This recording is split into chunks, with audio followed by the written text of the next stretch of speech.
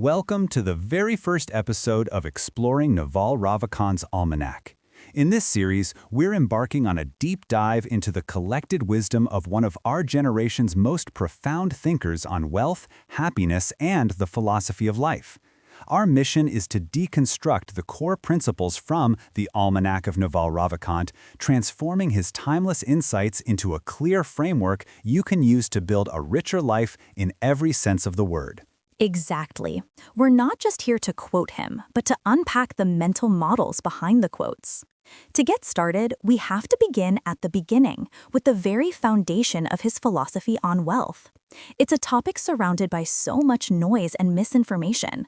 So the big question we're tackling today is, what is true wealth? And what is the fundamental mindset required to even begin building it?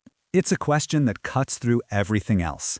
To answer it, we'll be exploring the critical distinctions between wealth, money, and status. We'll examine why an ethical approach to making money is non-negotiable. We'll talk about the immense power of playing long-term games and how all real returns in life come from compounding. And finally, we'll discuss the practicalities of choosing your industry, your partners, and the essential dual skills of building and selling. These aren't just disparate ideas, they are the interconnected pillars of a foundational worldview. Getting this first part right, understanding the game you're actually playing, is the essential prerequisite for everything that follows. Without this mindset, any strategy or tactic is bound to fail. So let's start with that most fundamental distinction. We all think we want money, but Naval argues that what we should be seeking is wealth. What is the real difference? It sounds simple, but it's a distinction that, once you truly grasp it, changes your entire approach to your career and finances. We often use money and wealth interchangeably, but they are fundamentally different things. They absolutely are.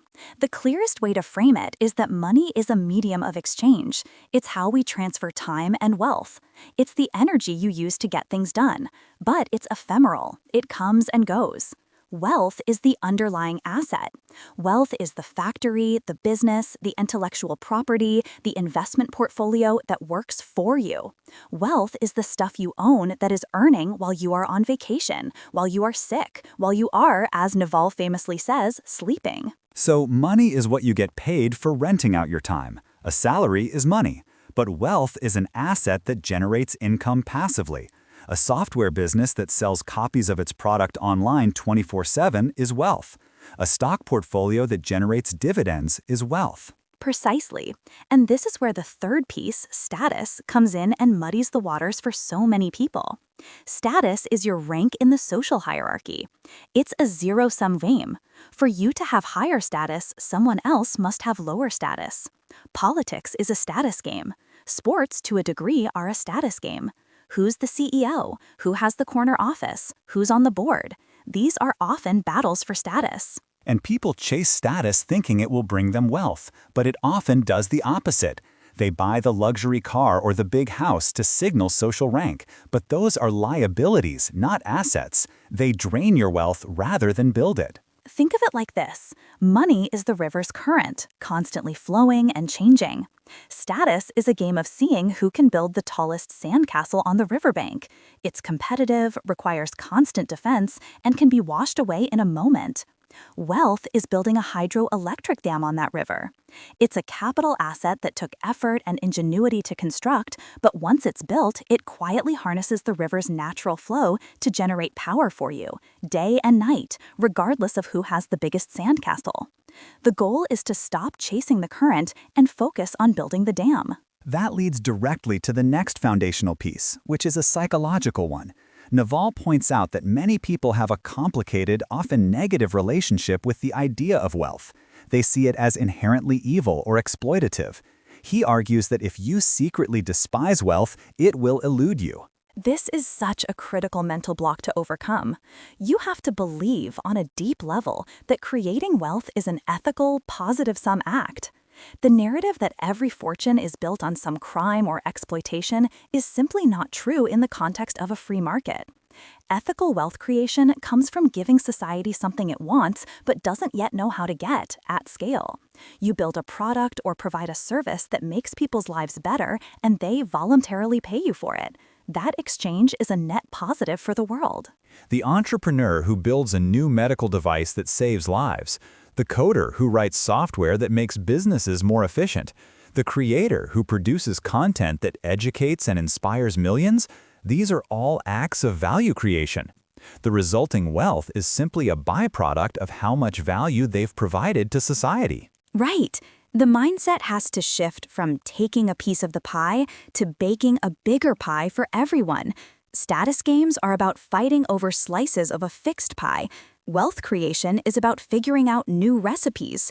If you resent the baker for having a large bakery, you'll never learn how to bake yourself. You have to genuinely appreciate and celebrate the process of value creation. And that process of creation, that baking of the pie, is not a get-rich-quick scheme. This is where Naval's concept of playing long-term games becomes so powerful. It's everything. He says that all the real returns in life, whether in wealth, relationships, or knowledge, come from compound interest. People are notoriously bad at internalizing the power of compounding because our brains are wired for linear, short-term thinking. We want the result now. The Warren Buffett example is the classic one for a reason. He didn't become one of the wealthiest people in the world through a few lucky, high-risk bets. He did it by making sound investments and letting them compound for decade after decade after decade. He started playing the game early and never stopped. Think of it as the difference between planting a field of wheat and planting an oak tree. The wheat grows quickly. You can harvest it this season and get an immediate return. That's a short-term game. It's tempting. But the oak tree takes years, even decades to mature. For the first few years, it looks like nothing is happening. It requires patience and faith. But once it matures, it provides shade, shelter, and acorns for generations. It becomes a massive, self-sustaining system. Long-term, compounding games are about planting oak trees, not harvesting wheat.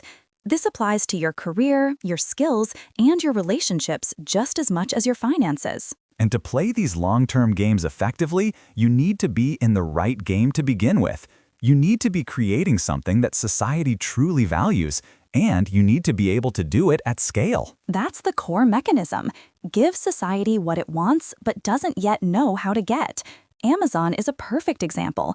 People always wanted a vast selection of goods delivered quickly and cheaply to their doorstep, but they didn't know it was possible until Amazon built the infrastructure to do it at an unprecedented scale. They solved a massive problem for society, and the wealth they generated is a reflection of the scale of that solution. But a lot of people get distracted from this path of value creation by the allure of those status games we mentioned earlier. It seems easier to climb a pre-existing ladder than to build a new one. It does, and it's a trap. Status games are a distraction from the real work of creation. Naval's advice to ignore them is crucial. When you see people on social media attacking wealth creators or engaging in political battles, they are often just playing status games. They are trying to tear others down to raise their own social standing. It's a recipe for bitterness and stagnation. So instead of worrying about having a more impressive job title than your college roommate, you should be focused on acquiring a rare and valuable skill. The title is a status signal. The skill is the foundation for creating real value. Exactly. The time and energy you spend trying to signal status is time and energy you're not spending learning, building, and creating. It's a massive opportunity cost. Focus on your own game. Find a game that you are uniquely suited to play, one that leverages your innate talents and curiosities. This brings us to the very practical matter of choosing an industry and a career. With the internet creating so many new possibilities, how does one choose where to play their long-term game? The key is the intersection of three things: your genuine intellectual curiosity, the skills you can develop to be in the top percentile, and a market need that can be scaled. You want to find something that feels like play to you but looks like work to others. Because if it feels like play, you'll be able to put in the thousands of hours of obsessive effort required to get great at it, and you'll be able to stick with it for the decades required for compounding to work its magic. It's about finding your specific niche where you can become the best. Maybe you're a coder who is also passionate about ancient history. That unique combination could lead to a highly successful educational app or game that no one else could build. Right. The internet enables you to find an audience for almost any niche obsession. You don't have to compete with millions of people in a generic field like business management. You can be the #1 person in the world at building financial models for ancient Roman trade routes and find a highly profitable market for that expertise. It's about finding that unique intersection and then committing to it for the long haul. But you rarely do this alone. The people you choose to associate with, especially your business partners, seem to be another critical piece of this puzzle. Absolutely critical. Naval is very clear on this. Work with people who have high intelligence, high energy, and above all, high integrity. The first two are important, but the third is non-negotiable. A long-term game is, by definition, built on trust. If you're partners with someone who might cut corners or act unethically to get a short-term win, your entire long-term enterprise is at risk. He also warns heavily against working with cynics and pessimists. Why is that so important? Because their beliefs are self-fulfilling. The cynic who believes every idea is doomed to fail will never put in the energy to make it succeed. The pessimist who sees only obstacles will be paralyzed by them. You need to surround yourself with rational optimists, people who see the challenges clearly but have the energy and creativity to believe they can be overcome. Look at the PayPal Mafia, a group of founders and early employees who all shared this intense, high-integrity, optimistic vision. They went on to found Tesla, LinkedIn, YouTube, and SpaceX. Their association was a springboard because they all elevated each other. So, we have the right mindset, we're playing a long-term game in the right field, with the right people. What are the final, core skills needed to make it all work? Naval boils it down to two things: building and selling. This is one of his most powerful maxims. Learn to sell, learn to build. If you can do both, you will be unstoppable. Building means having the technical skill to create the product or service. You can code the software, design the product, write the book. You understand it at a fundamental level. Selling means being able to communicate the value of what you've built. This doesn't just mean sales in a traditional sense. It means fundraising, recruiting, marketing, public speaking, convincing others to come along with you on your journey. So many people are good at one but not the other. You have the brilliant engineer who can't explain their invention, or the slick marketer who is selling a mediocre product. And both are limited. The builder without sales skills creates amazing things that no one ever hears about. The seller without building skills is just a hot air balloon, all surface, no substance. But when you combine them in one person, or in a very tight-knit founding team, that's when you get magic. The solo entrepreneur who codes their own app and then personally pitches it to investors and customers is a perfect example. They embody that unstoppable combination. It really feels like we've laid out a complete philosophical blueprint here. To recap, the foundation of wealth creation isn't about luck or exploitation. It's a skill and a mindset. It starts with a radical redefinition of wealth, not as money or status, but as freedom-giving assets. It requires playing positive-sum, long-term games where compound interest can work its magic. And it's powered by creating genuine value for society and surrounding yourself with the right people. That's the perfect summary. This entire episode has been about the why and the what. Why you should build wealth and what wealth truly is. It's the essential philosophy. It's the operating system you need to install before you can run any specific programs or applications for wealth creation. Which is the perfect bridge to our next episode. Once you have this foundational mindset, this operating system firmly in place, the next logical question is, how do I do it? What are the specific tools and tactics? Exactly. And that's where we'll go next. We'll be deconstructing Naval's famous wealth creation formula. Arm yourself with specific knowledge, accountability, and leverage. These three elements are the tactical toolkit for turning the philosophy we discussed today into tangible reality. We'll explore how to find and develop your unique specific knowledge, why taking on accountability under your own name is the fastest way to build equity, and how to harness the incredible power of modern, permissionless leverage, like code and media. It's the practical application of these foundational principles. We hope you'll join us for that next step in our journey through the Almanack.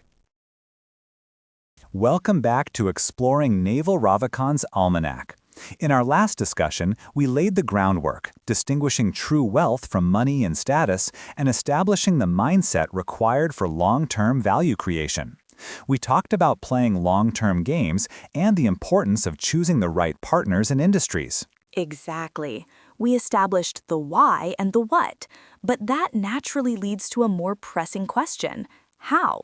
How, in a practical sense, do you move from a mindset of wealth creation to the actual mechanics of building it? It's one thing to say, create value, but another to have a framework for doing so systematically. And that's precisely where we're headed today. Naval doesn't just offer philosophical guidance, he provides a concrete formula, a three-part equation that acts as the engine for wealth generation. It's a powerful mental model that shifts the focus from simply working hard to working with intelligence and impact. Today, we are unpacking what might be the most potent combination of ideas in the entire Almanack, Naval's wealth formula. We'll explore the three critical components: specific knowledge, accountability, and leverage. We'll break down what each one means, why they are so powerful, and how they multiply each other's effects to create outcomes that are otherwise impossible. This isn't just theory, it's the operating system for modern wealth creation. Let's start with the first ingredient, which is perhaps the most personal and hardest to replicate: specific knowledge. When people hear knowledge, they often think of a university degree or a professional certification. But Naval's concept is much deeper and more nuanced than that. It is. Specific knowledge isn't something you can simply go to a class to acquire. If it could be taught in a curriculum, then by definition, it's generic, and anyone could be trained to replace you. Specific knowledge is a unique and creative process. It emerges from the intersection of your innate curiosity, your genuine passions, and your unique personal history. It's the expertise that you build by following your obsessions, often from a young age. So it's less about what's taught in a lecture hall and more about what you'd pursue on a Saturday morning with no one telling you to. Naval himself is a great example of this. His profound understanding of technology, startups, and investing wasn't the result of a formal MBA program focused on those things. It was the byproduct of decades spent tinkering, reading voraciously, and engaging with the tech world because he was genuinely fascinated by it. That's the key identifier. It feels like play to you, but it looks like work to others. Think of a master watchmaker who can spend 12 hours straight assembling a complex movement, completely lost in the flow of the task. To an outsider, it looks like painstaking, tedious labor. To the watchmaker, it's a form of play, an expression of their deepest interests. That's specific knowledge in action. It's found at the edge of your own curiosity. It's highly creative or technical, and it's often learned through apprenticeships or obsessive self-study, not formal schooling. It almost sounds like a personal monopoly on a particular set of insights or skills. Because it's built on a foundation of your unique biology and experiences, no one else can compete with you on that specific turf. It's the ultimate competitive advantage. You can visualize it as a Venn diagram. One circle is your innate talent, another is your deep curiosity, and a third is the current market demand. The sweet spot where all three overlap is where your specific knowledge lies. A programmer might be skilled in Python, which is a general skill, but a programmer who is also obsessed with 17th century naval history might develop specific knowledge in building hyper-realistic sailing simulation software. It's a niche no one else could easily fill, because it requires that idiosyncratic combination of passions. This leads directly to the second pillar of the formula, because having this knowledge is useless if you don't attach your name to it. That pillar is accountability. Naval argues that to be rewarded, you must take on risk publicly. Accountability is about putting skin in the game. It's the act of taking public ownership of your work, your decisions, and your failures. In a traditional corporate structure, accountability is diffused. An entry-level employee at a massive corporation has very low accountability. They are given a task, they complete it, and they receive a wage. If a small part of a project fails, the blame is spread thin, but the upside is also capped at a predetermined salary. The reward is directly proportional to the risk taken. A founder of a startup, on the other hand, embodies extreme accountability. Their name is on the company. If it succeeds spectacularly, they are rewarded with equity, influence, and the full financial upside. If it fails, their reputation, their time, and their capital bear the brunt of the loss. Society, as Naval puts it, rewards you with responsibility, equity, and leverage when you stick your neck out. It's a high-stakes game, but it's the only game that offers outsized returns. Think of it like a signature on a piece of art. An anonymous painter who produces technically perfect work will earn a wage, but an artist who signs their name, like a Banksy or a Picasso, is making a statement. They are saying, I stand behind this. This is my creation, my vision. That signature, that act of accountability, is what allows them to capture the true value of their unique work. In business, your name is your brand, and taking accountability is how you build that brand and earn the trust required for society to give you resources. So we have specific knowledge, your unique skill set, and accountability, the willingness to attach your name and reputation to it. But to truly generate wealth, you need a way to amplify the impact of both. This brings us to the third and most explosive component of the formula: leverage. Leverage is the force multiplier. It's how you decouple your inputs from your outputs. In other words, it's how you break free from the trap of trading time for money. For most of human history, the primary form of leverage was labor, having people work for you. This is effective, but it's messy, requires tremendous leadership skills, and is difficult to scale. Then came the industrial and financial ages, and capital became the dominant form of leverage, using money to command resources, build factories, or make investments. Capital is a fantastic form of leverage, but its primary limitation is that you first need to acquire it. It requires permission from investors, from banks. But today, we live in the age of a new third form of leverage, one that is truly revolutionary because it is largely permissionless. This is the leverage of products with no marginal cost of replication. The two most powerful examples are code and media. If you write a piece of software, build an app, or record a podcast, the cost to create one more copy for a new user is essentially zero. And this changes everything. You don't need anyone's permission to write a blog, start a YouTube channel, or publish an app to the App Store. One person, with a laptop and an internet connection, can create a product or a piece of media that can be distributed to millions of people globally, working for them while they sleep. This is a form of leverage that was unavailable to even the wealthiest kings and industrialists of the past. Let's use a concrete analogy. A private chef has a skill, but their income is directly tied to the hours they work. They are trading time for money. That's a job with no leverage. Now imagine that chef writes a cookbook. They do the work once, developing recipes, writing, photography, and that book, a piece of media, can be sold 1,000,000 times over. The book continues to generate income for years, completely independent of the chef's time. That is leverage. Now imagine the chef creates a paid subscription app with video tutorials and meal plans. That's code and media working together, scaling their specific knowledge to a global audience. So when Naval says to arm yourself with specific knowledge, accountability, and leverage, he's describing a multiplicative system. Having just one or two isn't enough. Specific knowledge without accountability or leverage makes you a hobbyist. Accountability without specific knowledge or leverage is dangerous. It's just amplifying poor judgment. The Elon Musk example is perhaps the perfect modern illustration of all three working in concert. His specific knowledge is a deep first principles understanding of physics, engineering, software, and manufacturing. He has developed this through decades of obsessive self-study. His accountability is extreme. His name is synonymous with Tesla and SpaceX. He bets his entire reputation and fortune on these ventures over and over. And his leverage is monumental. He uses capital leverage, raising billions of dollars. He uses labor leverage, hiring the world's best engineers. And most importantly, he uses the leverage of code and media.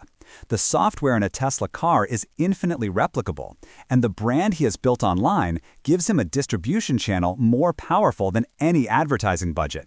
The combination of these three factors is what allows him to fundamentally reshape industries. This brings us to a final crucial point. Once you have access to leverage, whether it's capital, a large team, or a massive online audience, the bottleneck to your success is no longer how hard you work. The bottleneck becomes the quality of your judgment. That's a profound shift in thinking. Leverage acts as a massive amplifier for your decisions. With no leverage, a bad decision might cost you a few hours or a few dollars. With massive leverage, the same bad decision can bankrupt a company or destroy a reputation. Conversely, a single good decision, when amplified by leverage, can create billions of dollars in value. Precisely. This is why Naval emphasizes spending time on developing wisdom and clarity of thought. Your judgment, what to build, which markets to enter, who to partner with, when to pivot, becomes the most critical skill. Leverage doesn't make you successful. It just magnifies what you already are. If your judgment is sound, it will lead to spectacular success. If it's flawed, it will lead to spectacular failure. The goal isn't just to acquire leverage, but to develop the judgment worthy of wielding it. So, to summarize, the path to wealth isn't about running faster on the hamster wheel of trading time for money. It's about stepping off the wheel entirely by applying a three-part formula. First, cultivate your specific knowledge by following your genuine intellectual curiosity. Second, embrace accountability by taking risks under your own name to build a reputation and claim the rewards. Third, apply leverage, preferably through code and media, to amplify your efforts and decouple your income from your time. And underpinning it all is the continuous refinement of your judgment, which becomes the rudder that steers the ship once leverage gives you powerful engines. This formula is the bridge from the foundational mindsets we discussed last time to the actual mechanics of building a business. Which sets us up perfectly for our next episode. Now that we have the formula, specific knowledge, accountability, and leverage, we need to explore the primary vehicle for putting it to work. Next time, we will dive deep into the world of entrepreneurship and business models. We'll discuss why Naval insists that true wealth requires owning a piece of a business rather than renting out your time. We'll explore how to identify high-leverage business models with network effects and scale economies, and we'll unpack one of his most powerful ideas, how to escape competition entirely through authenticity. It's the next logical step in applying this powerful framework. Welcome back to Exploring Naval Ravikant's Almanack. In our last discussion, we broke down the foundational elements of Naval's wealth formula, the potent combination of specific knowledge, accountability, and leverage. We established that these aren't just abstract concepts, but the very tools required to build a life of freedom. Exactly. We laid the theoretical groundwork, but theory without application is just philosophy. Today, we're taking that blueprint and stepping onto the construction site. We're moving from what the tools are to how they are used to build the engine of wealth, a business. This episode is all about entrepreneurship and business leverage. We'll explore why owning a piece of a business is non-negotiable for wealth creation. We'll dissect the specific types of high-leverage business models that technology has unlocked. We'll also delve into the modern, permissionless forms of leverage, code, and media that have rewritten the rules of the game. And we'll go deeper, looking at the strategic mindset behind it all. We'll talk about the power of playing iterated games, how authenticity can become your greatest competitive advantage, and why you must aspire to build at scale from the very beginning. These ideas are the direct application of the principles we discussed last time, moving from personal attributes to market-facing strategies. Let's start with the most fundamental pillar of Naval's business philosophy. He is uncompromising on this point. You will not get rich renting out your time. This means a salary, no matter how high, is a trap if your goal is true financial freedom. The only path is to own equity, a piece of a business. This is such a critical mental shift. A salary pays you for your direct input of time and labor. It's a linear relationship. You work an hour, you get paid for an hour. There's an inherent cap on how much you can earn because there's a cap on how many hours you can work. Equity, on the other hand, decouples your income from your time. It's a claim on the future profits and value of a business. It's a small piece of a machine that can, hopefully, grow exponentially. The classic example you see is the early employee at a tech startup. They might take a lower salary than they could get at a large corporation, but they receive stock options. If the company succeeds spectacularly, that small piece of equity can become worth orders of magnitude more than the salary they sacrificed. They are betting on the upside. And it's not just for startup founders. Naval's point extends to being an investor or even a creator who owns their intellectual property. Mark Cuban didn't become a billionaire by cashing paychecks. He built and sold his own companies, like MicroSolutions and Broadcast.com, and then used that capital to buy equity in other businesses, most famously the Dallas Mavericks. He was always on the ownership side of the table. So the first principle of business leverage is to transition from being a renter of your own time to an owner of assets that can appreciate. But, as Naval points out, not all businesses are created equal. This brings us to the importance of choosing the right kind of business model. This is where leverage truly comes into play.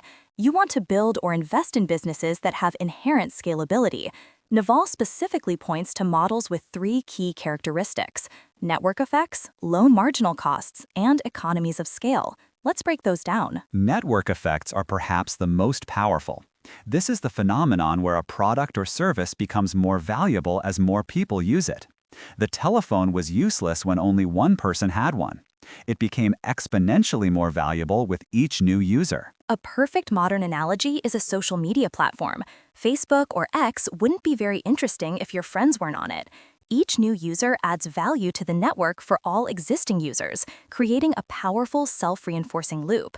This creates a deep competitive moat. It's incredibly difficult for a new social network to compete because it has to overcome that empty room problem. Then you have low marginal costs. This is the cost of producing one additional unit of your product or service. For a car manufacturer, the marginal cost of making one more car is very high. You need steel, rubber, labor, and factory time. But for a software company, the marginal cost is close to zero. Once you've written the code for a software-as-a-service product, like a project management tool, the cost to add one more customer is minuscule, just a tiny bit of server space and bandwidth. The first copy might cost millions in development, but the millionth cost costs pennies. This is an incredible form of leverage. You can serve a massive audience without your costs scaling linearly. The same applies to crypto protocols. Once the code is deployed on a blockchain, it can facilitate transactions for millions of users with very little incremental cost. And this ties directly into economies of scale, where your cost per unit decreases as you produce more. A large software company can negotiate better deals on server infrastructure, marketing, and everything else, making it cheaper for them to operate at scale than a smaller competitor. These 3 factors combined create businesses that can grow explosively and generate immense profits. This is the core of what Naval means by new forms of leverage. Historically, leverage meant labor, having people work for you, or capital, having money work for you. Both are still powerful, but they are also permissioned. You need someone to give you a job to manage people, and you need someone to give you money to invest. But now we have what Naval calls permissionless leverage, code and media. Anyone with a laptop and an internet connection can write software or create content that can be distributed globally at virtually no cost. You don't need anyone's permission to start. This is a revolutionary idea. Think of a YouTuber who creates educational videos. They film and edit a video once. That's their initial investment of time and specific knowledge. That single video can then be watched by millions of people around the world for years to come, earning them ad revenue or driving sales to their products while they sleep. They have created a media asset that works for them 24/7. It's a robot army, as Naval would say, that's constantly working to generate wealth. It's the ultimate decoupling of input and output. The creator isn't trading time for money in a linear fashion anymore. They are creating a scalable product. The same applies to a software developer who builds an app. They build it once, and it can be sold an infinite number of times through an app store.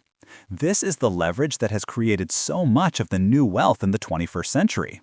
People are still chasing the old forms of leverage, trying to climb corporate ladders or raise venture capital while overlooking the immense power of the tools they already have at their fingertips.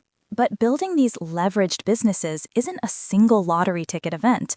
This leads to Naval's concept of playing iterated games. Business is not a single winner-take-all sprint.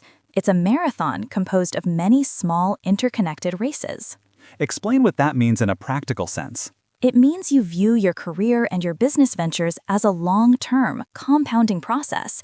You're not just trying to hit one home run, you're trying to get on base again and again. Each small success, each project, each investment builds upon the last. Your reputation compounds, your knowledge compounds, your network compounds, and hopefully your capital compounds.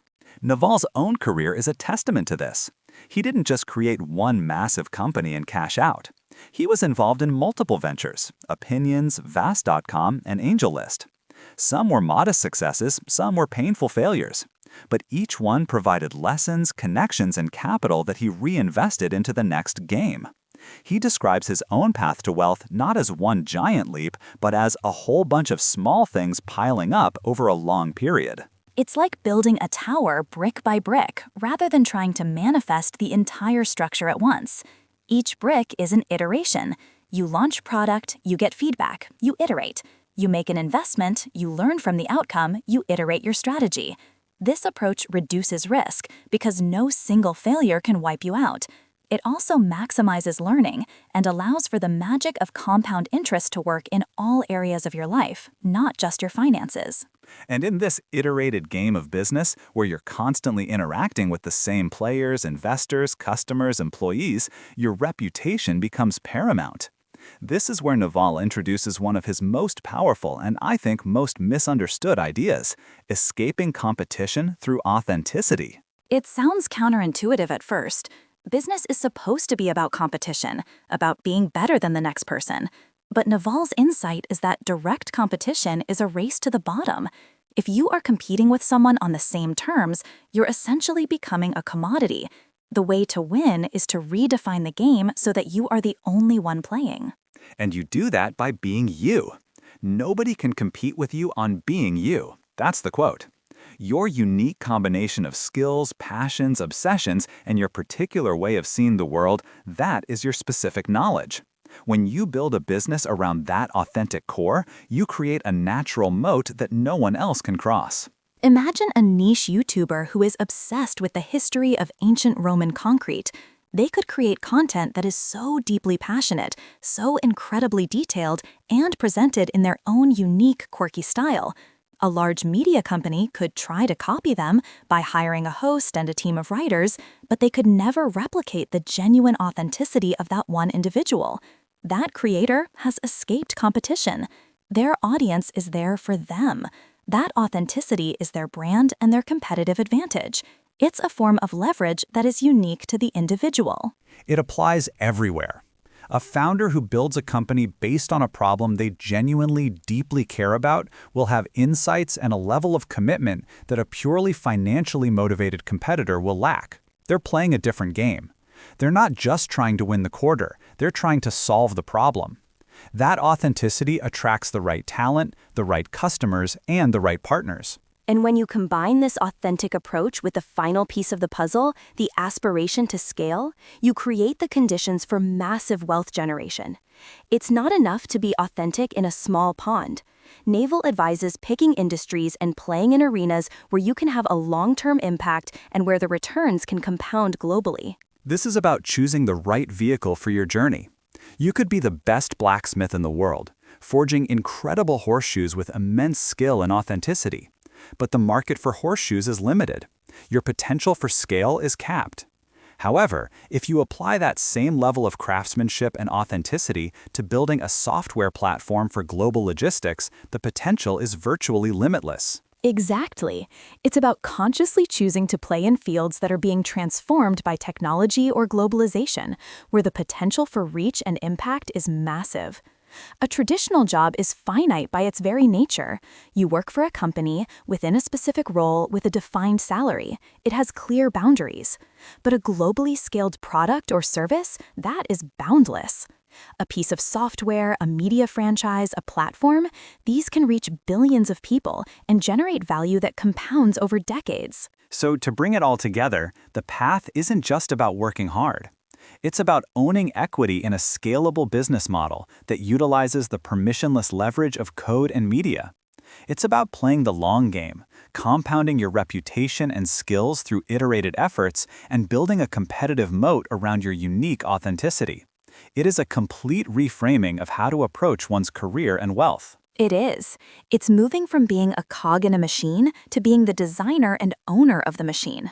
It's about understanding that in the modern economy, the biggest returns don't go to those who rent out their time, but to those who create and own scalable systems. And once you have these systems in place, once you've successfully built leverage, another skill becomes the absolute bottleneck to your success. That skill is judgment. Knowing what to build, who to partner with, and when to act becomes the most leveraged activity of all. And that is precisely what we'll be unpacking in our next episode, Mastering the Art of Judgment and Decision-Making. Welcome, and thank you for joining us on this deep dive as we continue exploring Naval Ravikant's Almanack. In our last discussion, we unpacked the different forms of leverage, code, media, capital, and labor, and how they are the keys to wealth creation. But that raises a critical question. Once you have your hands on the lever, what is the single most important skill that dictates whether you pull it in the right direction? What separates catastrophic failure from monumental success? That's the perfect transition because it leads us directly into today's topic, mastering judgment and decision-making. It's one thing to have access to leverage, but it's another thing entirely to wield it effectively. Today, we're going to explore why Naval considers judgment to be the ultimate, decisive skill in the modern age. We'll discuss how to apply that judgment once you have leverage, where it actually comes from, the combination of experience and integrity, and the crucial distinction Naval makes between raw intellect and true wisdom. And we'll also delve into why long-term thinking is synonymous with good judgment, and, perhaps most challengingly, the necessity of controlling your own emotions to see reality clearly. These aren't just abstract philosophical points. They are the practical fulcrum on which the entire system of wealth creation pivots. The leverage we talked about last time is just a potential force. Judgment is the intelligence that directs it. Exactly. Without judgment, leverage is like a powerful engine with no steering wheel. It's undirected, dangerous, and more likely to crash than to reach a destination. Naval puts it very bluntly. In an age of infinite leverage, your ability to make good decisions is the most important skill. It's not about how hard you work or even who you know. It's about how well you think. That's a bold claim, but he backs it up with a powerful example. Think about Warren Buffett. If Buffett lost all his money tomorrow, he could raise hundreds of billions of dollars within a week. Why? It's not because people like his personality or feel sorry for him. It's because his judgment is what they are investing in. His track record of making sound, high-stakes decisions is his real asset, not the cash in his bank account. His judgment is the product. And that product has been refined over decades. That's the core idea here. Judgment isn't a gift you're born with, it's a skill you forge. It's the synthesis of deep understanding, real-world feedback, and a clear perception of reality. The market pays for good judgment, and it pays an incredible premium for it, especially when the stakes are high. This leads directly to the next point, which is what happens when you combine judgment with the leverage we discussed previously. Naval uses a fantastic analogy here. He says that in the beginning of your career, you're like a person rowing a small boat. You're working hard, you're moving, but your impact is limited. But once you acquire leverage, a team, capital, a popular product, you are now the captain of a massive oil tanker. I love that visual, because when you're steering a tanker, your movements have to be completely different. You don't make sharp, sudden turns. You think far ahead. A 1-degree error in your navigation at the start of a journey can leave you hundreds of miles off course by the end. The inputs are small and slow, but the output, the consequence, is enormous. Your primary role is no longer to row harder, it's to steer better. And that's precisely why a CEO with a judgment that is even just 10% better than their competitor can be worth 100 times more. They are steering a multi-billion-dollar ship of capital, employees, and technology. Their small, well-considered decisions, amplified by the massive leverage of the organization, create billions in value. Conversely, a small mistake in judgment at that scale can wipe out a company. This is where the pressure really mounts. When the consequences are that magnified, how do you ensure your judgment is sound? Naval argues it boils down to 2 key components, experience and integrity, and they are deeply intertwined. Experience is the raw data. It's the thousands of micro lessons you learn from being in the trenches, seeing what works and what doesn't, and feeling the consequences of your own decisions. It can't be purely theoretical. You have to have what Nassim Taleb calls skin in the game. You have to been on the field and not just in the commentary box. Precisely. And that's where integrity comes in. Integrity is about having a clean track record, being accountable for your decisions, both the good and the bad. It's the proof that your experience has translated into reliability. Think about Satya Nadella at Microsoft. He took the helm of a massive, somewhat stagnant tanker and, through a series of incredibly thoughtful decisions, rejuvenated its entire culture and market position. He demonstrated wisdom gained some experience, and his actions were aligned with a long-term vision, which built trust. That trust, that integrity, is a form of capital in itself. On the other hand, you can see leaders who are intellectually brilliant but lack that foundation of accountability. They might make reckless bets, chase short-term gains, or blame others for their failures. Over time, investors, employees, and customers lose trust. Their judgment is no longer seen as reliable, and their ability to command leverage evaporates. It reinforces the idea we touched on last time about playing iterated games. Your reputation for good judgment compounds with every sound decision and every instance you display integrity. It's like building a personal credit score for decision-making. Every time you make a good call and own the outcome, your judgment score goes up. People become more willing to entrust you with more leverage, more capital, a bigger team, more responsibility. That score is built on the twin pillars of seeing the patterns from past experience and being honest about the results. This brings up a really subtle but critical distinction Naval makes, the difference between wisdom and intellect. We tend to conflate the two. We assume that the smartest person in the room, the one with the highest IQ or the most academic credentials, will naturally have the best judgment. But Naval strongly pushes back against this. He has this healthy skepticism for what he calls the ivory tower intellectual. This is the person who is brilliant at constructing complex theories but has no real-world accountability. They don't have skin in the game. Their ideas are never truly tested against reality, so they can afford to be confidently wrong. They don't bear the costs of their misjudgments. It's the difference between a physicist who can perfectly describe the aerodynamics of a bicycle on a blackboard and the person who can actually ride that bicycle in a race, navigating wind, competitors, and fatigue. The physicist has the intellect, but the cyclist has the wisdom. Wisdom is embodied knowledge. It's intellect that has been stress-tested by reality. And a key ingredient of that wisdom is humility. The truly wise person understands the limits of their own knowledge. They know that the real world is infinitely more complex than any model or theory. The ivory tower intellectual often lacks this humility. Their identity is tied up in being right, so they become rigid. Good judgment requires the flexibility to update your beliefs when presented with new evidence, to admit you were wrong, and to see the world as it is, not as your theories say it should be. Which is a perfect bridge to the next pillar of sound judgment, the ability to think long-term. By Naval's definition, wisdom is simply knowing the long-term consequences of your actions. Most of the time, making a bad decision is simply optimizing for the short term. Absolutely. Think about it. Eating a sugary donut feels good in the short term, but the long-term consequence is poor health. Taking on excessive debt to fund a lavish lifestyle feels good in the short term, but the long-term consequence is financial ruin. Deceiving a business partner might secure a quick win, but the long-term consequence is a destroyed reputation.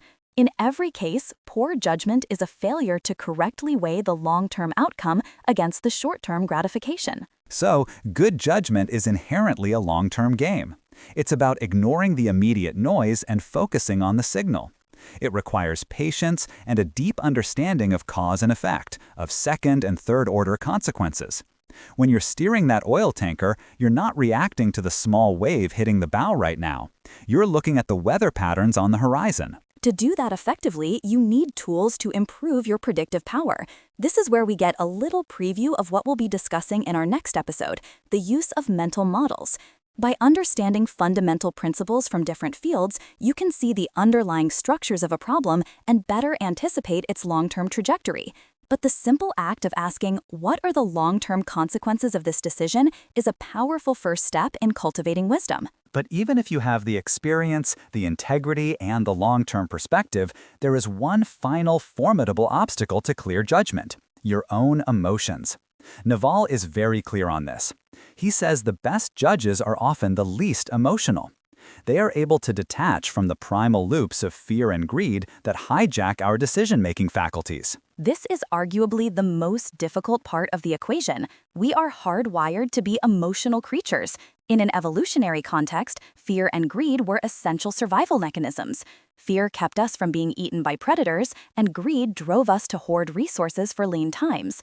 But in the complex, abstract world of modern business and investing, these same emotions are poison to good judgment.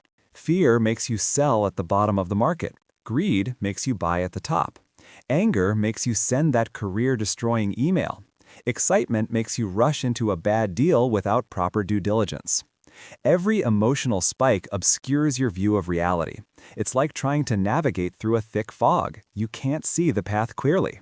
Naval's advice here is not to suppress your emotions, which is impossible, but to observe them without letting them take control. He's a proponent of practices like meditation, not for any mystical reason, but for the very practical outcome of learning to recognize an emotion as it arises and creating a space between that feeling and your response. In that space, judgment can operate. You can see the fear and say, okay, I am feeling fear, but what does the data actually say? What is the logical, long-term play here? It's about developing an internal calm, a stillness that allows you to see the situation with clarity. When you're not being tossed around by the waves of your own emotional state, you can make decisions based on the objective reality in front of you. This is the final layer of mastery. Leverage gives you power, but emotional control allows you to direct that power wisely. So let's tie it all together. We started with the idea that once you have leverage, judgment becomes everything. That judgment isn't just being smart, it's a hard-won skill built from the raw material of real-world experience, polished with the integrity of accountability. It's about choosing wisdom over pure intellect and always, always playing the long game. And the final gatekeeper to that wisdom is your own emotional state. Mastering judgment is, in large part, mastering yourself.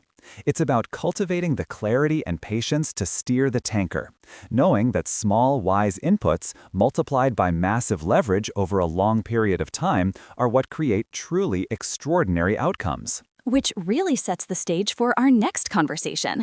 If good judgment requires wisdom and a long-term perspective, how do you actively cultivate those? The answer lies in how you learn, and that's exactly what we'll be exploring in our next episode: Naval's framework for continuous learning, the power of collecting mental models, and why reading is a modern-day superpower. It's the perfect next step. We've built the engine with leverage, and now we've installed the steering system with judgment. Next, we'll look at the maps and navigation tools, the mental models that allow us to chart a course to our destination. We hope you'll join us. Welcome to Exploring Naval Ravikant's Almanack. In our last conversation, we established that in an age of infinite leverage, judgment isn't just a skill, it's the decisive skill. It's the rudder that steers the ship. But that raises a fundamental question. If our outcomes are determined by the quality of our decisions, how do we actually build the engine that produces good judgment? It doesn't just appear out of thin air. Exactly. It's one thing to say, make better decisions, but it's another thing entirely to build the underlying architecture for it. It's like admiring a beautiful skyscraper and asking, how is that built? The answer isn't in the final pane of glass. It's deep in the foundation, in the blueprints, in the very materials used. Today, we're going into the architect's office. We'll explore the system Naval proposes for continuous learning, which is the bedrock of wisdom. We'll unpack how to collect and use mental models, the surprising power of simply learning to love reading, where to focus your learning for maximum impact, why real-world experience trumps theory, and finally, how to crystallize all that learning into practical wisdom you can use daily. This is the process for forging the tools of thought. And it's critical because, as we discussed, with leverage, the consequences of a poorly thought-out decision are magnified immensely. A flawed mental toolkit doesn't just lead to a small mistake, it can lead to catastrophic failure. So let's start with the tools themselves. Naval is a huge proponent of collecting what he and others, like Charlie Munger, call mental models. This is probably the single most powerful concept for improving one's thinking. A mental model is a framework or a concept from a fundamental discipline that helps you understand the world. Most people have one or two models they rely on, usually from their specific profession. An engineer might see everything as a system. A biologist might see everything through the lens of evolution.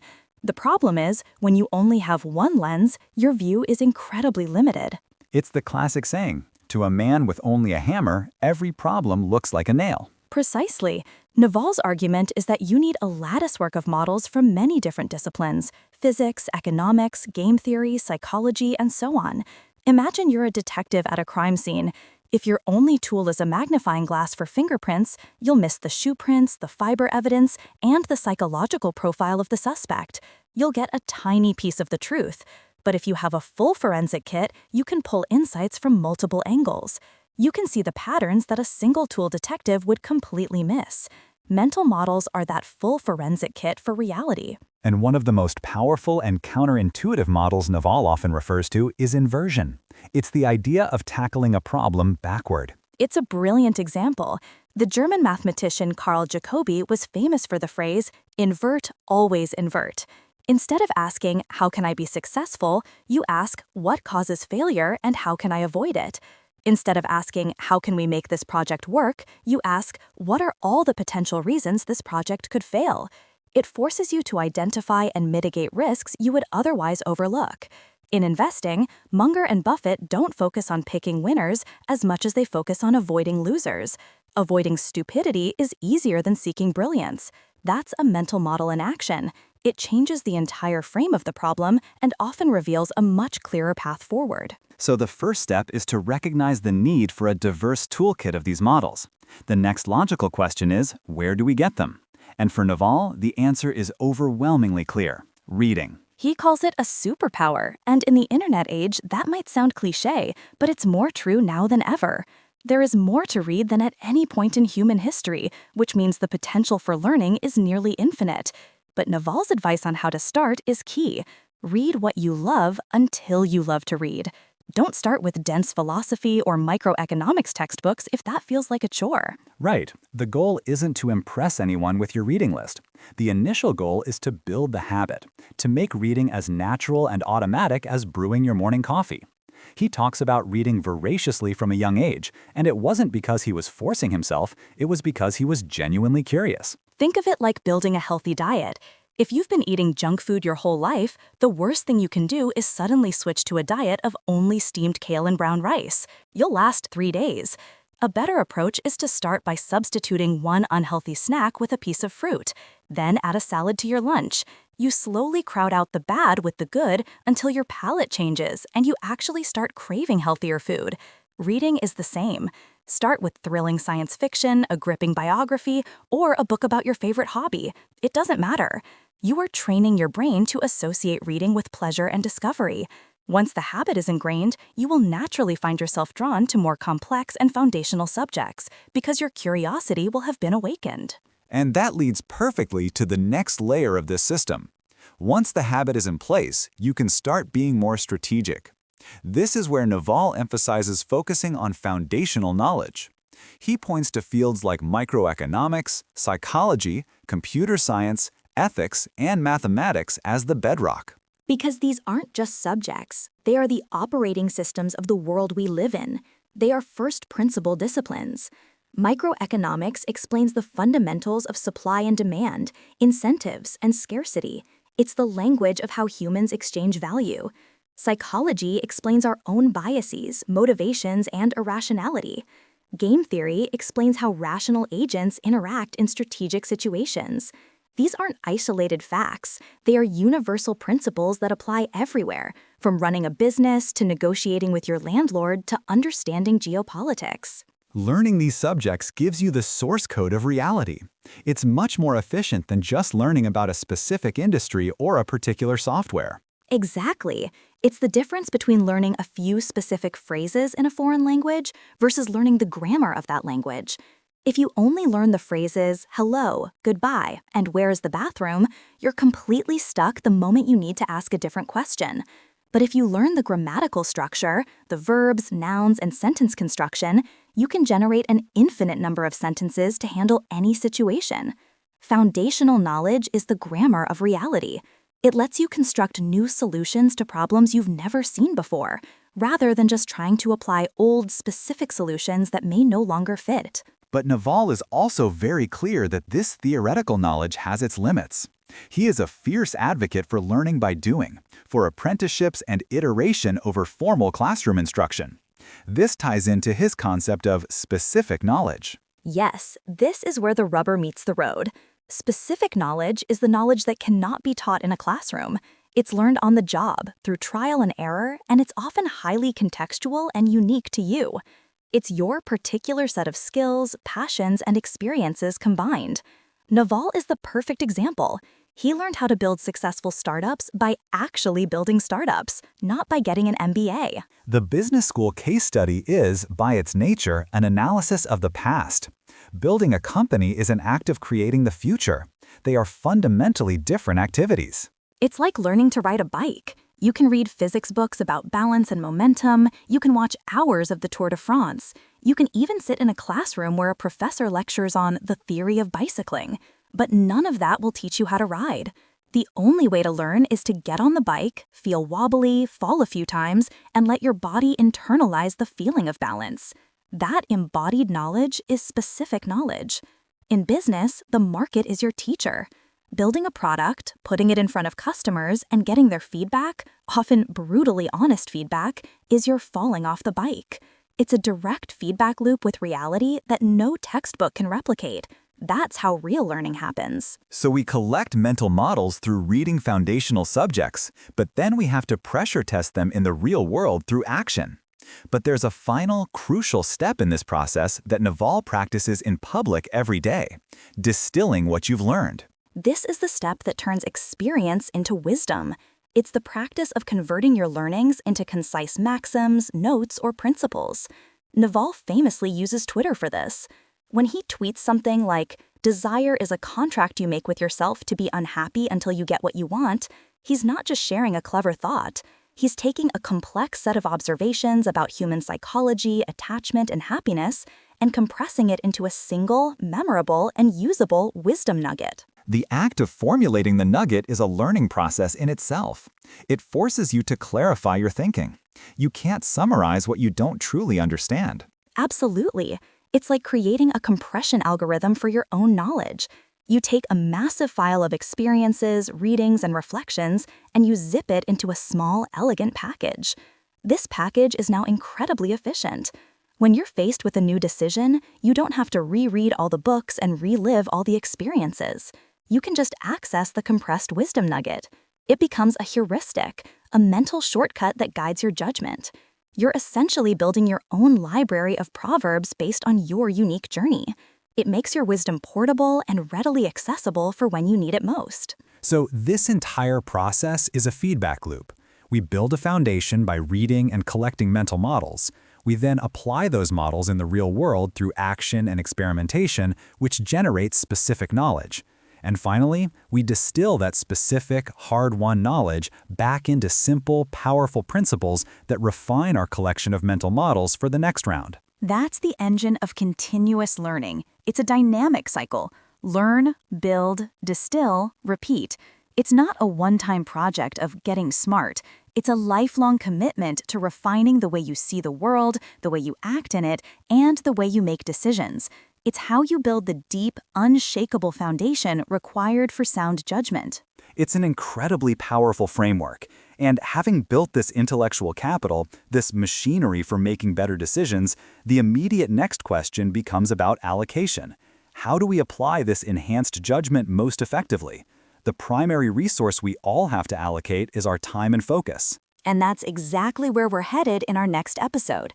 We'll explore Naval's tactics for maximizing productivity and focus. We'll discuss why you should set a personal hourly rate for yourself and what that implies, the ruthless art of prioritizing and saying no, and why thinking like an owner is critical, even if you aren't one. We're moving from building the mind to directing its power effectively. Welcome, and thank you for joining us as we continue our journey through the Almanack of Naval Ravikant. You are listening to Exploring Naval Ravikant's Almanack. In our last discussion, we delved into the crucial importance of building a latticework of mental models, of learning how to think, not just what to think. But this raises a profound practical question. In a world of constant distraction, how do we create the time and mental space to actually apply this wisdom? It feels like we have access to more knowledge than ever before, yet we're often too busy, too scattered to use it. That's the modern paradox, isn't it? We're drowning in information but starving for wisdom. And that's the perfect bridge to today's topic. Having the best tools in the world is useless if they're locked in a shed you never have time to visit. Today, we're unlocking that shed. We're moving from the what of learning to the how of execution by exploring Naval's principles on maximizing productivity and focus.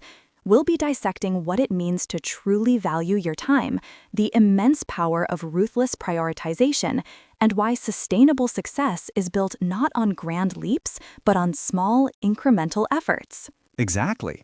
These aren't just life hacks, they are fundamental shifts in mindset. It starts with the most foundational resource we all possess, one that is perfectly finite and non-renewable, our time. Naval's perspective on this is radical and, for many, deeply uncomfortable at first. He suggests we should treat our time literally like currency. The core practice here is to set a personal hourly rate, and an aspirational one at that. Let's say you value your time at $100 an hour. This isn't about ego, it's a simple, rational decision-making framework. Once you have that number, the logic is simple. Any task that you can pay someone else to do for less than your hourly rate, you should outsource, instantly. This is a direct application of economic principles like opportunity cost to your personal life. And the implications are profound. If your rate is $100 an hour and you spend an hour driving across town to save $20 on a purchase, you haven't saved $20, you've lost $80. If you spend 3 hours on a Sunday afternoon assembling flat-pack furniture to save a $150 assembly fee, you've effectively paid yourself $50 an hour, far below your aspirational rate. You've traded your most valuable, high-leverage hours for low-leverage, manual labor that someone else could do. It helps to think of yourself as the CEO of You Inc. A CEO's primary job is to focus on the handful of decisions and actions that create the most value for the company. They don't spend their time fixing the office printer or sorting the mail. They hire people for that. Applying this to your life means you stop seeing things like a cleaning service, a meal kit delivery, or a virtual assistant as luxuries. They are strategic investments. You are buying back your time, your most precious asset, so you can reinvest it into activities that compound, like learning a new skill, building a business, or simply being present with your family. It's about freeing up your cognitive bandwidth. This directly connects to another of Naval's core tenets: think like an owner. An employee trades time for money. An owner is accountable for the outcome, for the return on every asset deployed. When you see your time as your primary capital, you become obsessed with its return on investment. Every hour spent in a pointless meeting is a capital loss. Every minute stuck in traffic because you didn't plan ahead is a squandered asset. It forces you to ask, is this the highest and best use of my time right now? Most of the time, the honest answer is no. And that question is the gateway to the next critical skill: ruthless prioritization. In our hyper-connected world, opportunity and distraction are two sides of the same coin. Your inbox, your social media feeds, your calendar, they are all battlegrounds for your attention. Without a strong filter, you will lose. Naval is famous for saying he's often too busy to do coffee. This isn't arrogance, it's a defense mechanism for his focus. It's a polite but firm no. And learning to say no is a superpower. Every time you say yes to a low-value request, a meeting that could have been an email, a project that doesn't align with your core goals, you are implicitly saying no to something far more important. You are saying no to deep work, no to strategic thinking, no to your family, no to your health. The opportunities you decline are often more important than the ones you accept. I think of it like being the curator of a world-class art museum. Your calendar is the main gallery. You have limited wall space. You wouldn't just hang up every amateur painting someone drops off at your door. You would be incredibly selective, choosing only the masterpieces that fit the museum's mission. Your mission is your set of high-level personal and professional goals. Every request for your time should be evaluated against that mission. Does this coffee meeting move me closer to my most important objective? If the answer isn't a clear yes, then it has to be a firm no. The famous example of this in practice is Elon Musk, who is known for scheduling his day in 5-minute slots. While that's an extreme application, the principle underneath is what's valuable. It forces an intense level of clarity and purpose onto every single activity. There is no room for ambiguity or wasted time. It's a forcing function for efficiency. For most of us, we don't need 5-minute slots, but the spirit of the idea is to treat our calendar as sacred space, not a public playground. This leads to the critical distinction between being busy and being effective. Our society glorifies the hustle, the packed calendar, the frantic energy of constant motion. But motion is not the same as progress. You can run on a treadmill all day and end up exactly where you started. That's being busy. Progress is about applying focused effort in the right direction. Naval emphasizes that it's more important to work on the right thing than it is to work hard. The truly productive person might look like they're working less because they've spent their time up front thinking and prioritizing, ensuring their efforts are applied where they will have the most impact. This is where the idea of incremental effort comes into play. Once you have cleared the decks and identified the right things to work on, the goal isn't to find one giant world-changing project. That's the lottery ticket mindset. Instead, Naval's philosophy, built on his own experience, is about the compounding power of small, consistent wins. It's the opposite of the get-rich-quick fantasy. Wealth, knowledge, and relationships are not built overnight. They are the result of thousands of small, disciplined actions stacked on top of one another over a long period. Naval talks about building a stack of chips. You launch one small product, you learn from it. You reinvest the learnings and the small profit into the next one. Each success, no matter how minor, adds a chip to your stack. Over time, that stack becomes a formidable tower. It's a process of iteration. You don't try to build the perfect monolithic thing from the start. You build a small, functional version, you put it out into the world, you get feedback, and you improve. This applies to anything, a business, a skill, even a creative project. It's about generating a tight feedback loop with reality. Each iteration is a small bet, and over time, you place many of them. Some will fail, but the ones that succeed will more than pay for the losers. The analogy that always comes to my mind is building a great stone wall. You don't show up and try to heave a 10-ton block of granite into place. That's impossible. You start by finding a single, well-shaped stone and setting it perfectly in its foundation. Then you find the next one that fits snugly against it, and the next. Each individual act of placing a stone is simple, manageable, and almost trivial. But if you do it consistently, day after day, with care and precision, you eventually build a structure that can stand for centuries. The power is not in any single action, but in the relentless accumulation of them. And bringing it all together, we see a beautiful integrated system. You start by assigning a high value to your time. That monetary value becomes the ruthless filter you use for prioritization. Your prioritization, saying no to the 99% of things that don't matter, creates the uncluttered space you need for focused work. And you use that focused time to consistently lay one brick at a time, making small incremental efforts on the things that truly move the needle. The underlying mindset for all of this is thinking like an owner, taking full responsibility for the allocation of your most precious resources, your time, your attention, and your energy. The ultimate takeaway is a shift from a reactive to a proactive life. Most people's days are a series of reactions to external demands, emails, notifications, other people's priorities. Naval's framework is about designing your life with intent, It's about building a fortress around your focus and then methodically working on what you have decided is important. It is the conscious choice to be the pilot of your life, not just a passenger being taken for a ride. It's about building a life of deliberate action, not a life of frantic distraction. That is the perfect summary. And this mastery over our time and focus isn't just about accumulating wealth or achieving career success. Those are often just byproducts. The real prize is the freedom it creates. Freedom from distraction, freedom from other people's agendas, and the freedom to pursue what is genuinely meaningful. Once you have cleared the clutter from your calendar and your mind, the question becomes, what do you fill that space with?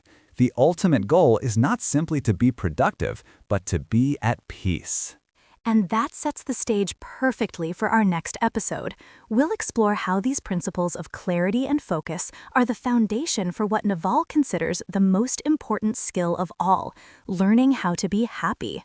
We will delve into his philosophies on cultivating inner peace, managing desire, and understanding that happiness is not something you find, but something you build.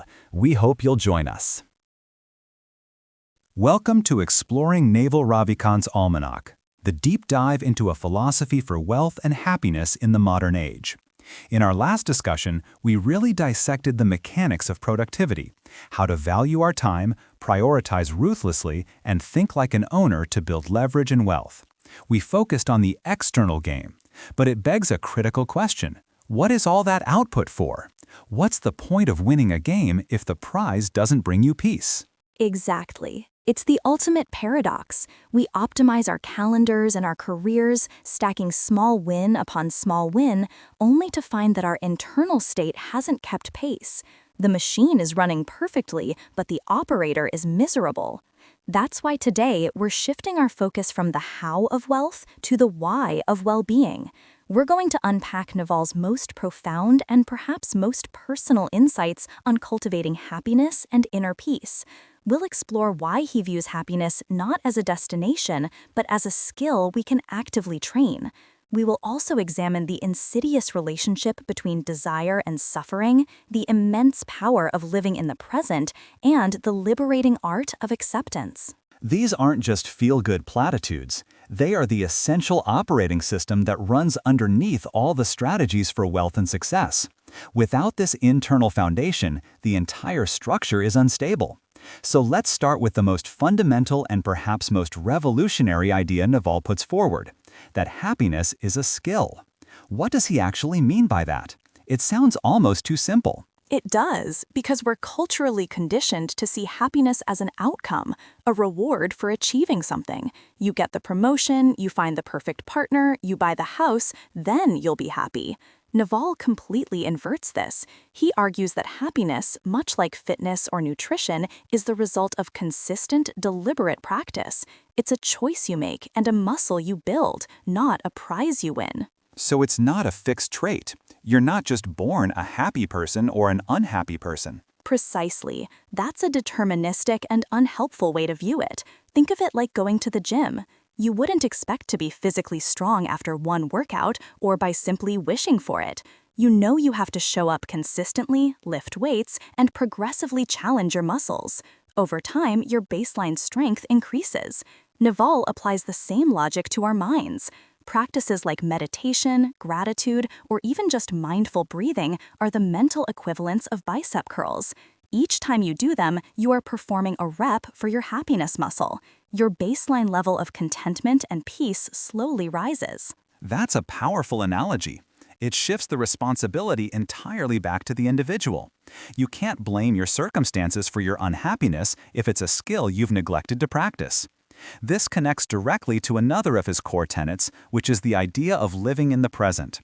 He warns that our minds are constantly living in what he calls delusions of the future or replaying edited reels of the past. And this is where the mental reps become so critical. Our default state is to be anywhere but here. Our mind is like a time-traveling monkey, swinging wildly from a branch of past regret to a branch of future anxiety, rarely ever just sitting on the branch it's on. This is the primary thief of happiness. You're physically present at your child's birthday party, but your mind is consumed with a work deadline next week. The moment is lost, sacrificed to a future that doesn't even exist yet. He's quite stark about it. He suggests that almost all our suffering comes from this refusal to accept the present moment as it is. We are either lamenting what has already happened and cannot be changed, or we are generating anxiety about what might happen, which is entirely speculative. It's a form of self-torture we willingly engage in. Imagine your life is a movie. Most of us are watching it while constantly checking our phones for reviews of the movie or worrying about what will happen in the sequel. We miss the plot unfolding right in front of us. Cultivating presence is the act of putting the phone down and just watching the movie. It's about anchoring yourself in the now. This could be through formal meditation, but it can also be as simple as truly tasting your coffee in the morning, feeling the sensation of your feet on the ground as you walk, or giving your complete, undivided attention to the person you're speaking with. You're training your mind to stop time traveling and just be here. This ties into his thoughts on desire. The reason our minds jump into the future is often because we believe something we don't have yet will fix our present moment dissatisfaction. This is the engine of desire. Naval has a quote that is both incredibly simple and deeply profound. Every desire is a chosen unhappiness. That quote is a pattern interrupt. It forces you to reevaluate the entire mechanism of wanting. We think desire is the path to happiness. If only I had that new car, I'd be happy. But Naval points out that the state of desire is, by definition, a state of lack. It's a contract you sign with yourself to be unhappy until you get what you want. You are introducing a sense of deficiency into your present moment. The suffering isn't in not having the car. The suffering is in the wanting of the car. And the punchline is that even when you get the car, the relief is fleeting.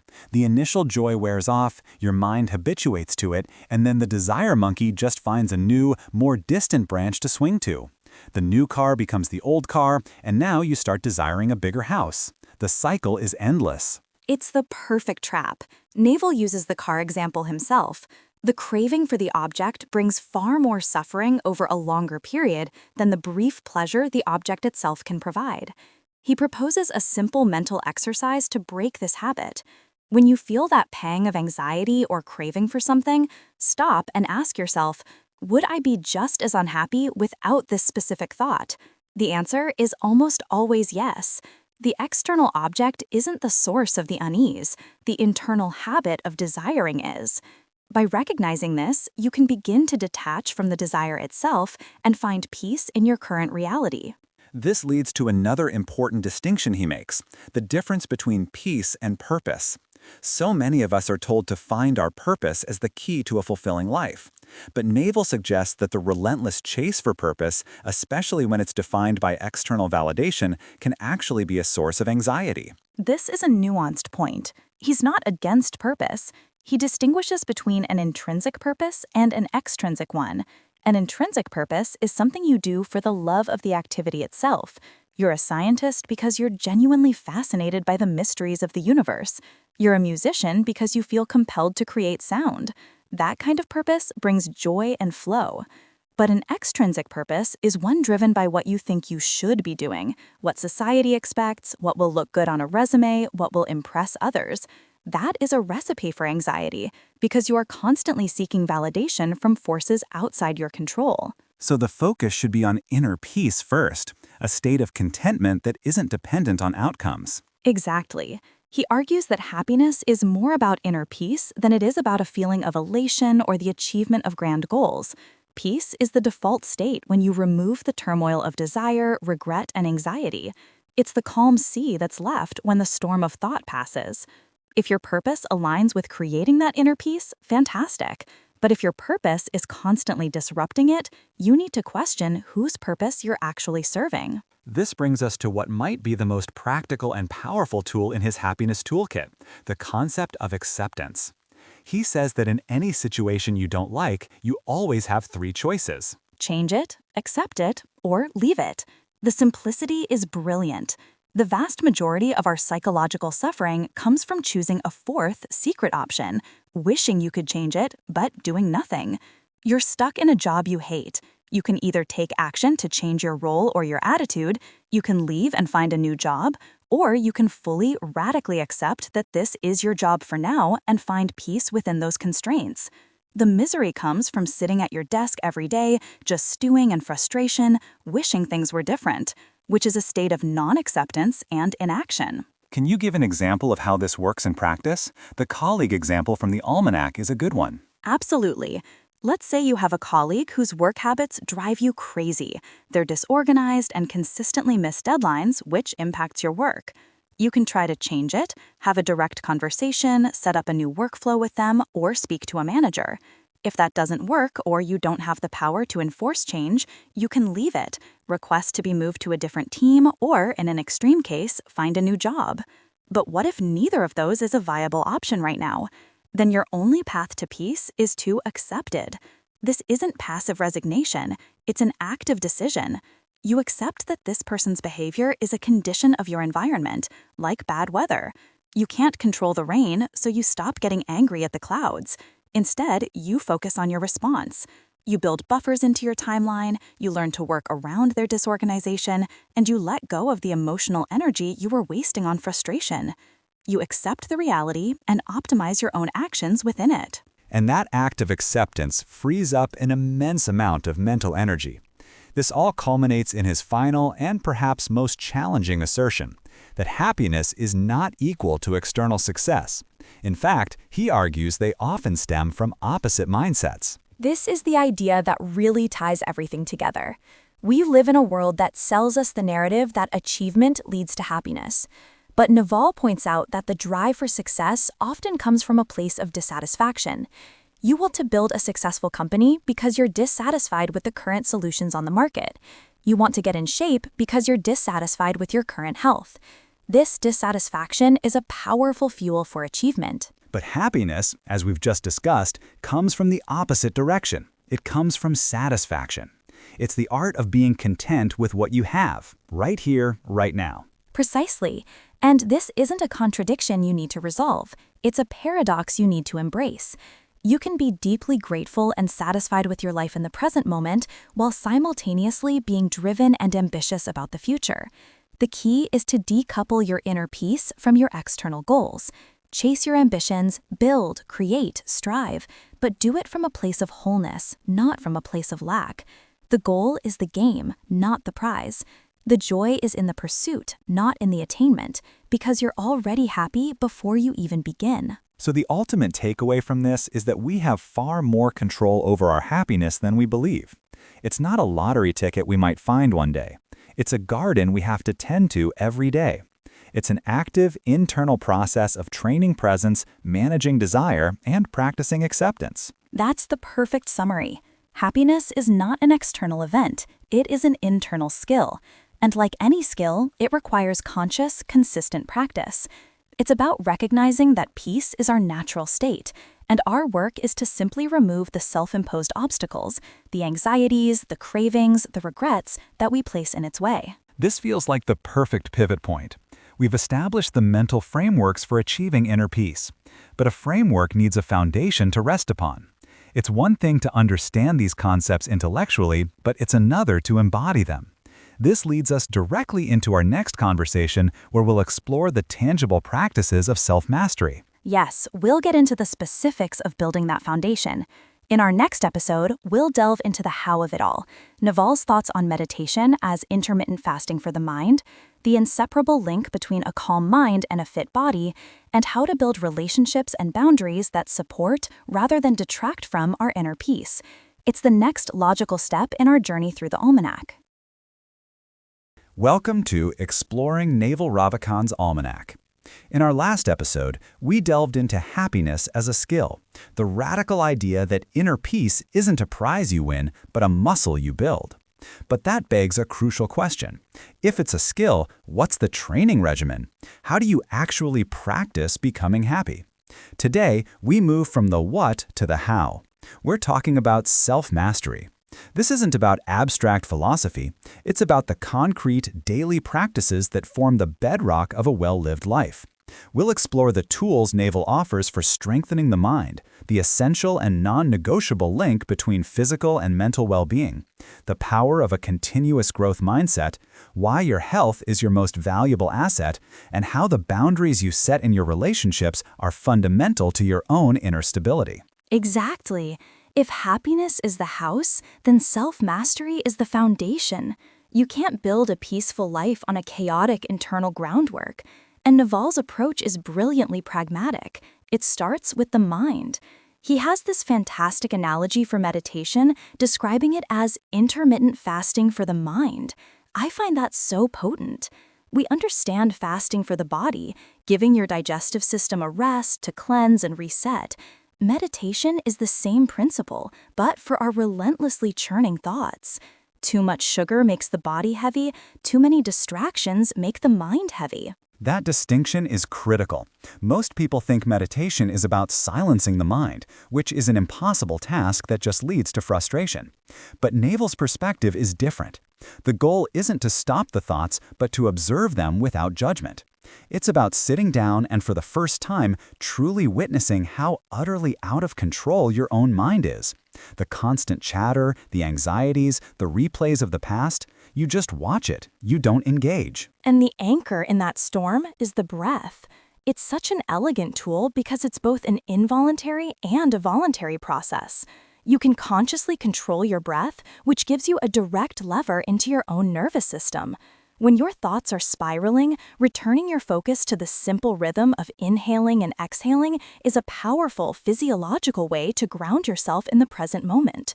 The practice isn't some mystical pursuit. It's a daily exercise, even just for 10 or 20 minutes, of building focus and calm. It's like clearing out your mental inbox every morning. That inner calm is hard to maintain if the vessel holding it is neglected. This brings us to the second pillar, the inseparable link between a calm mind and a fit body. Naval famously tweeted, "A calm mind, a fit body, and a house full of love. These things cannot be bought. They must be earned." That phrase, "must be earned," is the core of it all. You can't outsource your push-ups, and you can't buy inner peace. They are the result of personal effort and discipline. It's a truth we all know intuitively, but often ignore in practice. We treat the mind and body as separate entities. We try to think our way out of stress while fueling our bodies with junk food and neglecting sleep. It doesn't work. Exercise is as much for the mind as it is for the body. It's a direct antidote to stress and a powerful mood enhancer. I think of it like this. Your mind might be the world's most brilliant software, but if the hardware it's running on is overheating and poorly maintained, its performance will inevitably suffer. Good nutrition, proper sleep, regular exercise, these aren't luxuries. They are the essential maintenance that allows for mental clarity and sustained energy. The concept of earning these states ties directly into the next idea, which is a commitment to continuous self-improvement. Naval frames almost everything as a skill you can develop. Meditation is a skill. Learning is a skill. Even relationships are a skill. This mindset shifts you from a fixed state to a growth state. You're not just a stressed person, you're a person currently practicing the skill of managing stress, and you can get better at it. And the key to improving any skill is iteration and feedback. Naval didn't just pick a method and stick with it blindly. He experimented with various practices, yoga, vipassana, different meditation techniques, until he found what truly brought him peace. This is a crucial lesson. There's no one-size-fits-all path to self-mastery. It's about having a growth mindset, trying different approaches, being honest about what works for you, and iterating. Maybe a silent retreat is too much for you right now, but a 10-minute walk without your phone is a perfect starting point. The goal is to be in a constant state of learning and refinement. This long-term perspective is especially vital when it comes to our physical health. Naval points out a painful irony. Younger people often have the time and energy but feel invincible, so they trade their health for what they believe are more immediate gains: career success, money, social life. Older people, on the other hand, often have the wisdom and resources but would give anything to get back the health they squandered. It's the ultimate deferred payment with crushing interest. Sacrificing sleep for a deadline, eating poorly because you're too busy, skipping workouts for another meeting, these are all withdrawals from a health account that isn't infinite. People think they can burn the candle at both ends and then, one day, just buy their health back. But by the time you're willing to pay any price, the currency is no longer money. It's time and vitality, which are gone. The message is simple and urgent. Invest in your health now. Prioritize sleep, make time for exercise, and eat well. These aren't costs. They are the single best investments you can make for your future self. Which brings us full circle to the final part of Naval's quote, a house full of love. Self-mastery isn't a solitary pursuit conducted in a vacuum. It extends to our environment and, most importantly, our relationships. You can have a perfectly disciplined mind and a fit body, but if you're surrounded by negativity, anger, and drama, that inner peace will be constantly under assault. This is about setting firm boundaries. Naval is very clear on this. He prioritizes peer relationships, where respect is mutual and there's no hierarchy of power. He refuses to be around anger, comparing it to holding a hot coal you intend to throw at someone else. You're the one who gets burned. He also makes honesty a non-negotiable value, stating he won't be in situations where he can't be his authentic self, because the mental effort of managing what you say versus what you think shatters your ability to be present. That's a profound point about honesty. The cognitive load of being inauthentic is a constant drain on your mental resources. It creates a second thread in your mind that is always running, policing your words and actions.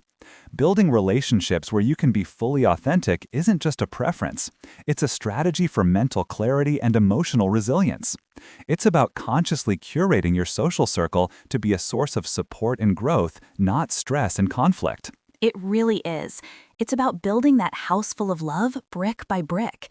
This means choosing your partners, friends, and colleagues wisely.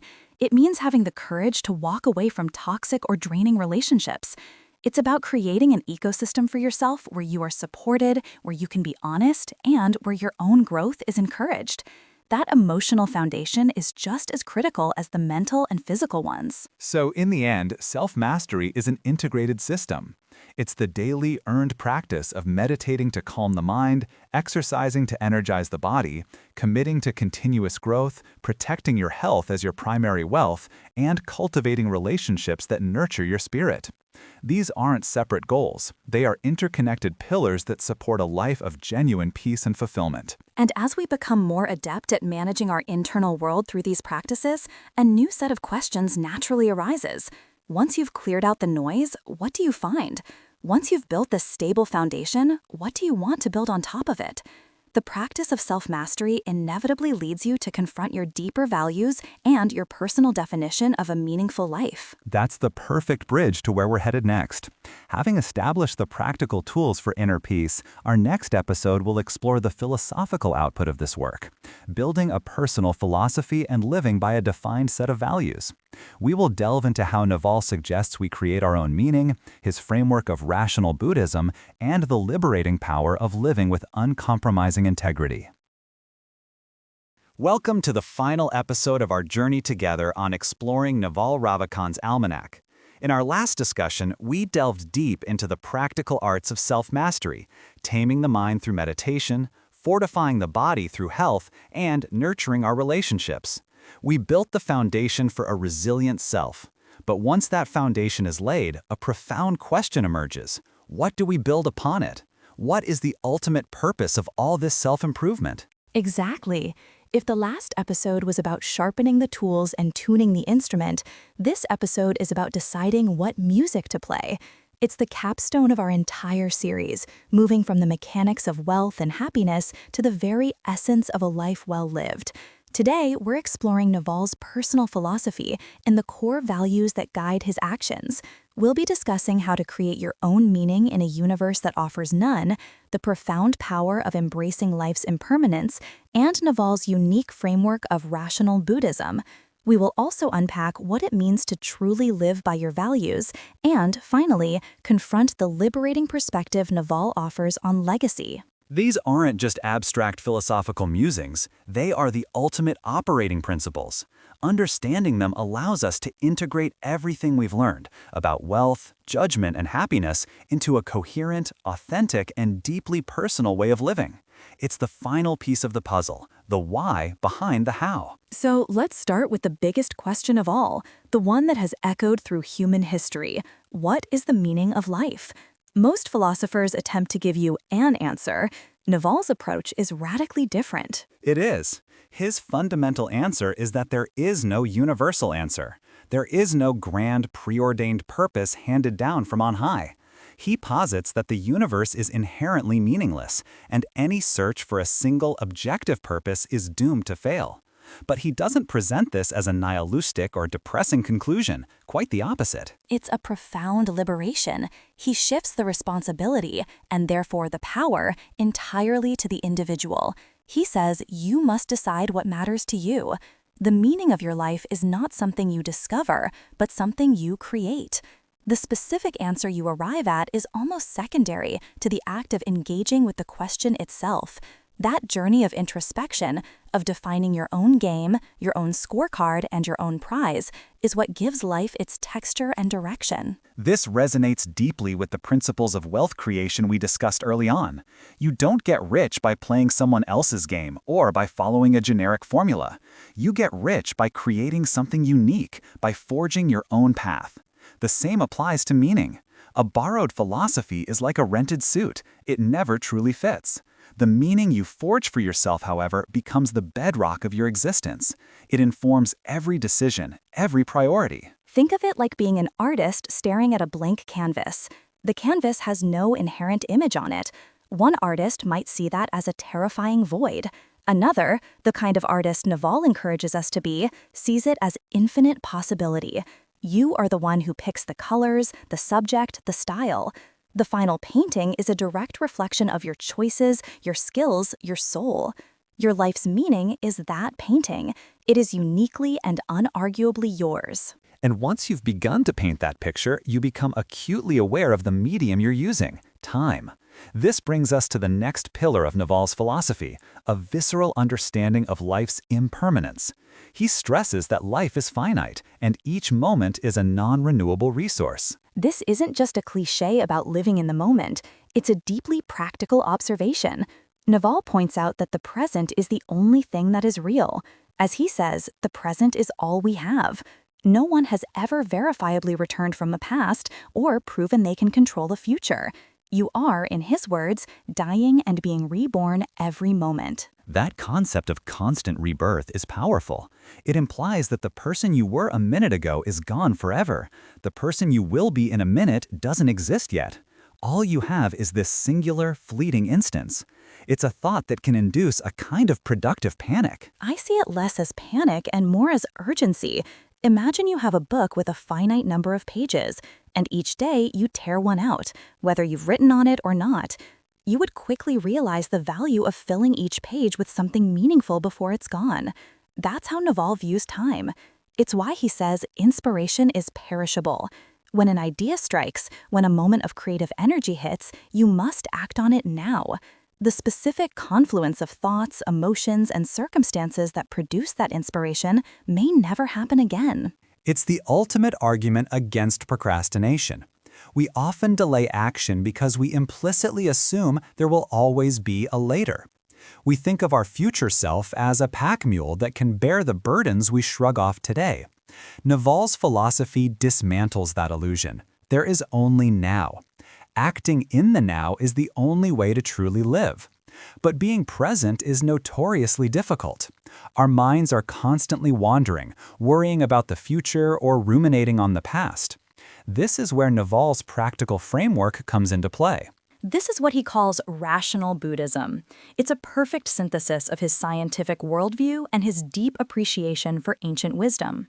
He takes the core practical insights of Buddhism, mindfulness, detachment from ego, the reduction of suffering, and strips away the elements he considers to be unverifiable metaphysics. So what does he keep, and what does he discard? He keeps the practice of meditation, not as a spiritual ritual, but as a mental exercise. It's intermittent fasting for the mind, a way to observe the chaotic nature of your own thoughts without judgment and to train your focus. He keeps the core insight that suffering arises from desire and our attachment to outcomes we can't control. And he rejects the dogma. He doesn't subscribe to concepts like karma, reincarnation, or past lives because they cannot be empirically proven. His approach is, if a practice demonstrably improves my mental state and makes me a better, happier human being in the here and now, I will adopt it.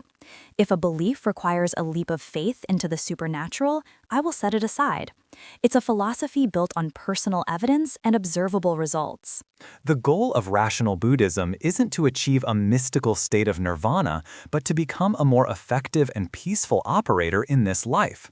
It's about using introspection as a tool to be present, to be happy, and to reduce internal noise so you can think clearly and act decisively. This is like being a programmer debugging your own mind. You identify the loops of anxiety, the conditioned responses of anger, the if-then statements of desire that cause your mental operating system to crash. Meditation is the debugger. It allows you to see the faulty code. Rationality is the principle you use to rewrite it. You don't need to believe the computer has a soul. You just need to understand how the code works to make it run better. This internal clarity then naturally leads to a more coherent external life, one guided by a clear set of values. And for Naval, the paramount value, the one that underpins almost everything else, is honesty. He defines it not just as telling the truth to others, but as a radical commitment to being authentic to oneself. He's engineered his life to be in situations where he never has to be anyone but himself. This is not just a moral preference, it's a strategic imperative for mental clarity. He says that being dishonest or even just putting on a facade requires immense mental energy. You have to run a second process in your brain at all times, tracking the lies or the persona. This breaks your focus and pollutes your mind. He won't work with people he can't be brutally honest with, not because he wants to be unkind, but because the alternative is a tax on his attention. This extends to his other core values, like avoiding short-termism and anger. He actively cuts out toxic people, avoids gossip, and refuses to engage with outrage. He views anger as a hot coal you hold, intending to throw it at someone else, but you're the one who gets burned. These aren't just nice ideas, they are strict filters he applies to his life, his relationships, his business deals, his information diet. Your values are the guardrails of your life. They keep you on the path you've chosen for yourself. Without them, you're constantly swerving to avoid obstacles or chasing fleeting distractions. For Naval, a few core values applied with unwavering consistency are what allow him to maintain his internal peace and long-term focus. By defining what you will and will not do, you dramatically simplify your decision-making process. Honesty, long-term thinking, and a calm mind become the non-negotiable axioms from which all other choices are derived. It's a powerful and efficient way to live. But it raises a final large question. If you live this carefully constructed life of meaning and integrity, what does it all amount to in the end? What about your legacy? This is where Naval's perspective becomes truly cosmic, and for many, incredibly liberating. It is. He argues that if you zoom out far enough on a cosmic timescale, nothing any of us truly endures. Civilizations rise and fall, stars are born and die. The universe itself may end. The idea that your achievements, your name, or your company will last forever is a form of ego. He quotes the mystic Osho, who said, "Our efforts are like writing on water." At first, that sounds incredibly bleak. It seems to invalidate all effort. But Naval flips it on its head. If nothing ultimately matters in the grand scheme of things, then you are completely and utterly free. You are free from the crushing weight of expectation, free from the fear of failure, free from the need to build a monument to your own ego. Exactly. It's the ultimate permission slip to enjoy your life for its own sake. If your legacy will inevitably fade, why not focus on what brings you joy, growth, and fulfillment right now? Why not optimize for a life of learning, loving, and creating, not for the sake of being remembered, but for the intrinsic experience of doing it? Confronting our cosmic insignificance doesn't lead to despair, it leads to play. The universe has no inherent meaning, so you are free to play the game of life in the way that is most enjoyable to you. So, as we bring our exploration of the Almanack to a close, we see how it all ties together. The journey starts with the pursuit of wealth, not for luxury, but for freedom.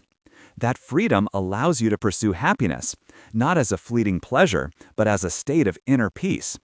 And that inner peace is achieved by building a personal philosophy, one where you create your own meaning, live intensely in the present, operate on a foundation of rationality and core values, and finally, let go of the need for a legacy.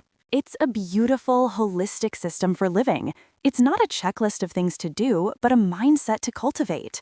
The ultimate takeaway from this entire series, and perhaps the Almanack itself, is that the answers are not external. They are not in a book, a podcast, or another person. They are found through the hard, personal work of introspection. Naval has simply provided a powerful and coherent roadmap for that journey. The destination is a life lived authentically, peacefully, and freely, moment by moment. Thank you for joining us on this exploration. We hope these insights serve you as well as they have served us.